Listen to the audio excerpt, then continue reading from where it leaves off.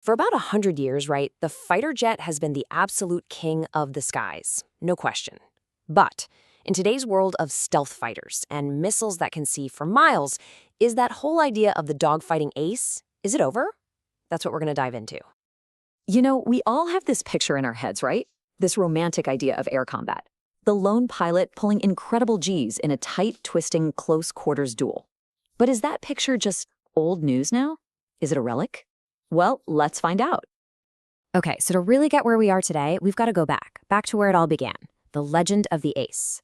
We're talking about a time when one incredible pilot and one amazing machine could literally become an unstoppable force in the sky. And if you want to talk about that legend, there is no better example than this beast right here, the Messerschmitt Me-262. Seriously, just try to put yourself in the shoes of an Allied bomber pilot in 1944. You're flying along and then this thing just rips through your formation. It's faster, it climbs better, it's unlike anything you've ever seen. It must have been an absolutely terrifying glimpse of the future. And the numbers are just staggering. It was a full 24% faster than the best Allied fighters trying to protect those bombers. It could climb 70% faster. And the firepower, it packed 7 times the punch of a P-51 Mustang. So you put an experienced pilot in that cockpit, and that plane was, for all intents and purposes, untouchable. But here's the thing. This incredible plane wasn't just handed out to any pilot. Oh no. The Luftwaffe created a special unit, JV-44, and basically filled it with the last of their surviving Experten, their aces. We're talking about the absolute cream of the crop. Get this, the top 6 pilots in that squadron had over 1,100 confirmed kills combined. It was the perfect storm of man and machine. This was it, the absolute zenith of that classic dogfighting era. And hey, don't just take my word for it. Listen to Captain Eric Winkle-Brown. This guy was a British test pilot who flew, wait for it, a record 487 different types of aircraft. He flew everything, and he called the Me-262 unquestionably the foremost warplane of its day. I mean, you can't get a better endorsement than that.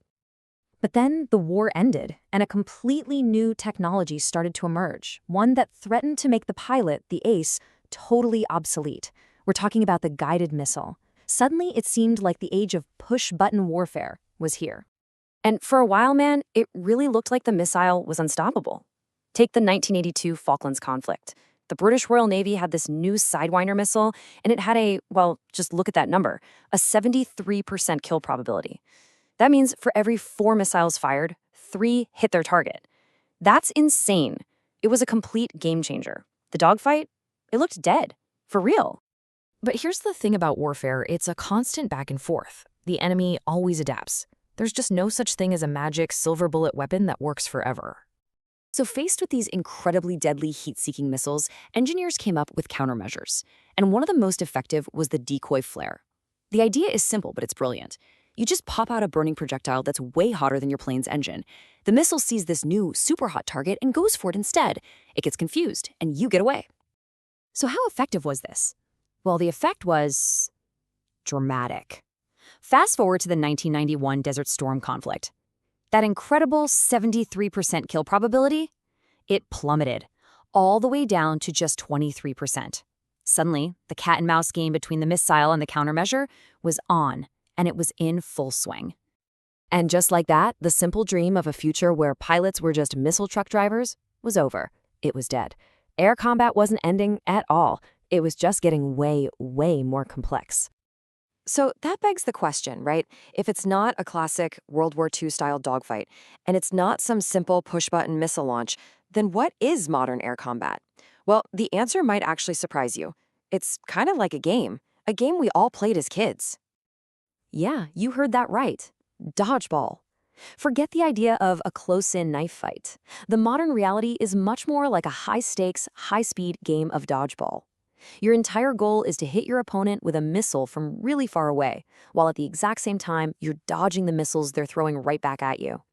The official term for this is Beyond Visual Range Combat, or BVR for short, and it's basically a deadly, super fast game of hide and seek. Winning is all about one thing, seeing your opponent before they see you, and having a missile with a longer reach to take them out first. And this gets to the real science behind seeing your opponent in his game. To put it simply, How visible a plane is on radar comes down to physics, how the radar waves bounce off its shape. And that, right there, is the absolute core idea behind stealth technology. You're trying to design an aircraft that is basically a ghost on the enemy's radar screen. But of course, the evolution doesn't stop there. It never does.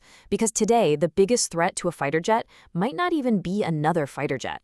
It might be a missile, fired from hundreds of miles away before that jet's wheels have even left the runway. What we're seeing now is that countries like China are developing what military planners call an anti-access strategy. Basically, they're building this dense network of very long-range weapons, and the whole point is to create a kind of keep-out zone, to force U.S. aircraft carriers and fighter jets to stay so far away that they can't even get into the fight. And this map really shows you the problem perfectly. U.S. air bases out in the Pacific are really concentrated in just a few spots, and that makes them incredibly vulnerable. Think about it. They're big, they don't move, and they're very, very hard to defend against a massive missile attack. So you see, the fight isn't just plane versus plane anymore. It's about entire networks, it's about stealth, and it's about just being able to survive on the ground in the first place. The future of air power isn't just about building a better jet, it's about building a smarter, more resilient system that can operate and survive in this new reality. So think about the journey we just took. We went from the legendary dogfighting ace to the missile revolution that was supposed to end it all, then we moved to the high-speed dodgeball of BVR combat, and now to a strategic challenge of just being able to get into the fight at all. So what comes next? In this new age of stealth, of massive networks, of drones, and maybe even hypersonic threats, what does the next fighter jet even look like? That right there is the question that's going to define the next 100 years of air power.